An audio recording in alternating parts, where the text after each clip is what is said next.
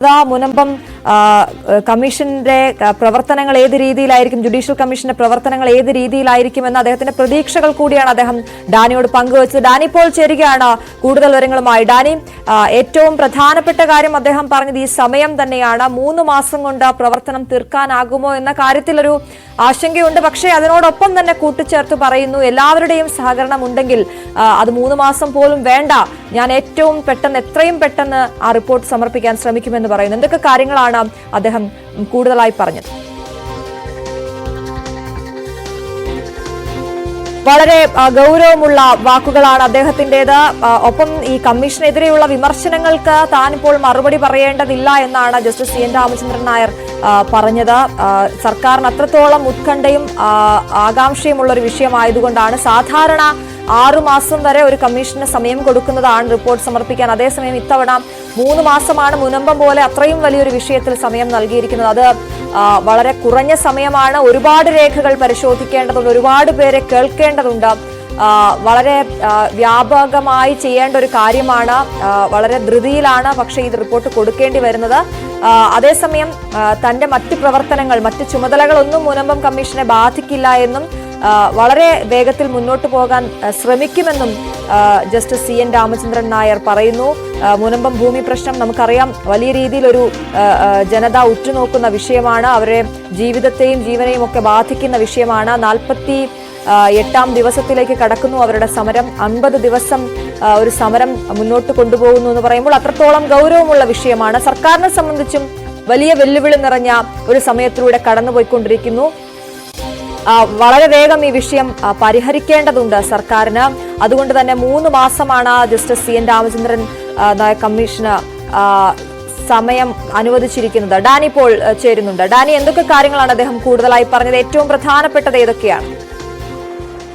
അശ്വതി, ഇതിൽ ഏറ്റവും പ്രധാനപ്പെട്ടത് എന്ന് പറയുന്നത് ഒരു ആശ്വാസം തന്നെയാണ്. കാരണം തനിക്ക് ഇതിലൊരു മാനുഷികമായ പരിഗണനയിൽ നിന്നുകൊണ്ട് തന്നെയായിരിക്കാം ഇത് മുന്നോട്ട് കൊണ്ടുപോവുക എന്ന് അദ്ദേഹം പറയുന്നു.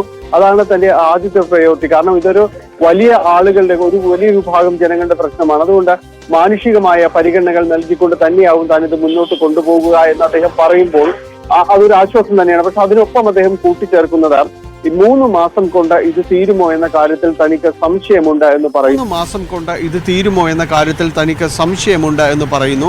അത് ഇതിൽ ഏറ്റവും പരമപ്രധാനമായ ഒരു കാര്യമാണ്. മാനുഷിക മൂല്യങ്ങൾക്ക് വില നൽകുന്നു എന്ന് പറയുമ്പോൾ പോലും ഇതിലൊരു സമയബന്ധിതമായി ഇത് തീർക്കേണ്ടതുണ്ട്. മറ്റ് കമ്മീഷനുകൾ പോലെയല്ല മുനമ്പം കമ്മീഷൻ ഇതിൽ പ്രാവർത്തികമാകേണ്ടത്. കാരണം നിരവധിയായ ആളുകളുടെ, വളരെ സാധാരണക്കാരായി ജീവിക്കുന്ന ആളുകളുടെ എല്ലാം തന്നെ ആ ഭൂമി വിഷയവുമായി ബന്ധപ്പെട്ടുള്ള കാര്യങ്ങളാണ്. അപ്പോൾ അതിൽ വളരെ പെട്ടെന്ന് തീരുമാനമുണ്ടാകേണ്ടതുമാണ്. അദ്ദേഹം സൂചിപ്പിക്കുന്നത് പോലെ സാധാരണഗതിയിൽ ഒരു കമ്മീഷന്റെ പ്രവർത്തനം എന്ന് പറയുന്നത് അത് 6 മാസം വരെയും സമയം നൽകാറുണ്ട്. പലപ്പോഴും അതിനപ്പുറത്തേക്കും സമയം, അതിൻ്റെ വിഷയങ്ങൾ അത് പഠിക്കേണ്ടതുകൊണ്ട്, അത് പരിശോധിക്കേണ്ടതുകൊണ്ട്, മനസ്സിലാക്കേണ്ടതുകൊണ്ട് അതിന് സമയം നീട്ടി ചോദിക്കാറുമുണ്ട്.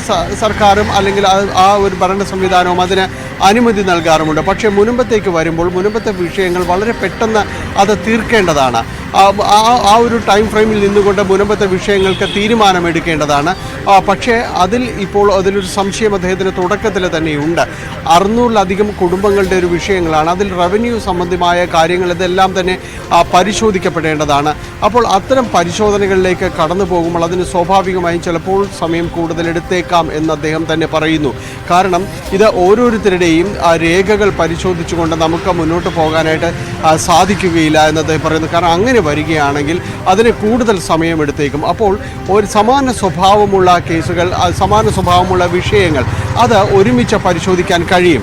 അവരെ റെപ്രസെൻറ്റ് ചെയ്തുകൊണ്ട് ഏതെങ്കിലും രീതിയിലുള്ളൊരു സംഘടനയോ അല്ലെങ്കിൽ അവരെ അഭിഭാഷകരുടെ ഒരു കൂട്ടമോ അങ്ങനെ അത്തരം കാര്യങ്ങൾ കളക്റ്റീവായിട്ട് പരിശോധിച്ചുകൊണ്ട് മുന്നോട്ട് പോകാനായിട്ടാണ് കഴിയുക. അങ്ങനെയെങ്കിൽ വളരെ പെട്ടെന്ന് തനിക്ക് വിഷയത്തിലേക്ക് കടന്നു വരികയും അത് പൂർത്തിയാക്കുകയും അടക്കം വേണം. കാരണം അവിടെ സിറ്റിംഗ് അടക്കമുള്ള കാര്യങ്ങൾ പൂർത്തീകരിക്കേണ്ടതുണ്ട്. അപ്പോൾ അത്തരം കാര്യങ്ങളിലേക്കെല്ലാം തന്നെ തനിക്ക് എളുപ്പത്തിൽ കടന്നു പോകാനായിട്ട് സാധിക്കുകയും ചെയ്യും. അപ്പോൾ അതിനു വേണ്ടിയുള്ള ഒരു സാഹചര്യവും കാര്യങ്ങളും ഒരുക്കേണ്ടതുണ്ട് എന്ന് അദ്ദേഹം ചൂണ്ടിക്കാണിക്കുന്നു.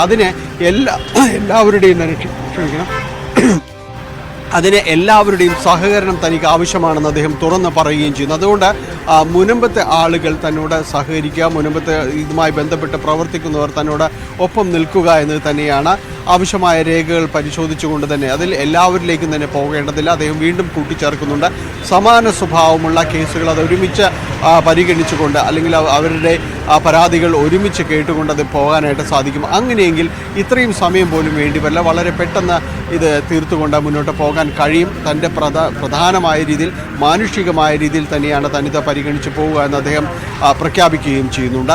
ഒപ്പം അദ്ദേഹം കൂട്ടിച്ചേർക്കുന്നു, ഇത് ജുഡീഷ്യൽ കമ്മീഷനാണ്, അതിൻ്റെ ഏത് രീതിയിലും അത് പരിഗണിക്കണമെന്നത് സർക്കാരാണ് തീരുമാനിക്കേണ്ടത്.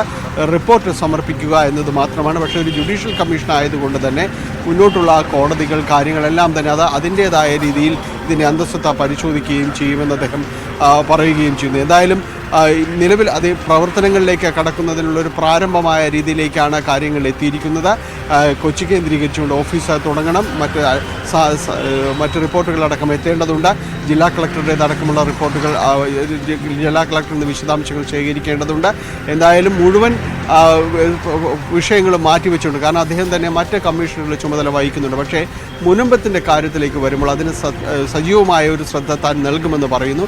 മുഴുവൻ കാര്യങ്ങളും ഇതിൽ തന്നെയായിരിക്കും. മറ്റ് പ്രവർത്തനങ്ങൾ തടസ്സപ്പെടാത്ത രീതിയിൽ അത് നീക്കിവെക്കാനായിട്ട് സാധിക്കും. മുനമ്പത്തിൽ തന്നെ ഏകീകരിച്ചു നിന്നുകൊണ്ട് കേന്ദ്രീകരിച്ചു നിന്നുകൊണ്ട് ആ വിഷയങ്ങൾ വളരെ പെട്ടെന്ന് പരിഗണിക്കാനാണ് തന്റെ ശ്രമമെന്ന് ജസ്റ്റിസ് എൻ രാമചന്ദ്രൻ നായർ വ്യക്തമാക്കുന്നു. അശ്വതി, ശരി. എന്തായാലും മുനമ്പം ജുഡീഷ്യൽ കമ്മീഷന്റെ അധ്യക്ഷനാണ് അദ്ദേഹം. അദ്ദേഹത്തിന്റെ വാക്കുകൾ ഈ സമയത്ത് വളരെ ഗൗരവമുള്ളതാണ്. ഡാനി പോളാണ് വിവരങ്ങൾ നൽകിയത്.